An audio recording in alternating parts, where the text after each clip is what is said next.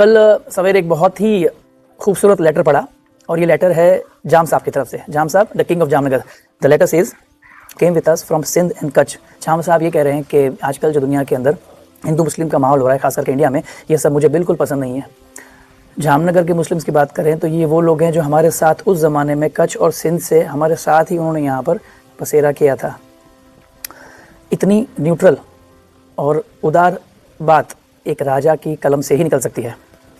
जाम साहब वो हैं जिनके पूर्वजों ने उस ज़माने में बनने वाली मस्जिदों की तामीर में अपना योगदान दिया था, और ये वो ज़माना था कि उस ज़माने के नवाबों ने उस ज़माने के बनने वाले मंदिरों में अपना योगदान दिया था।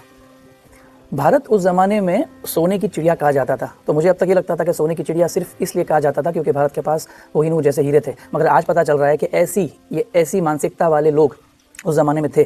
तो हो सकता है कि इस मानसिकता का भी एक हिस्सा हो भारत को सोने की चिड़िया कहा जाने में।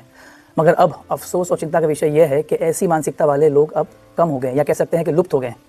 भारत को अगर फिर से ऐसी सोने की चिड़िया बनाना हो तो अच्छे इंफ्रास्ट्रक्चर और अच्छे एजुकेशन के साथ ऐसी मानसिकता का भी मिश्रण करना। ये लेटर खास अपने बच्चों के साथ शेयर कीजिएगा, जाम साहब का ये मैसेज, ताकि आपके बच्चों को पता चले कि उनके राजा की तरफ से उन्हें क्या संदेशा आया है।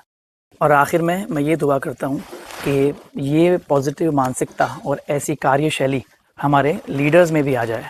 आमीन।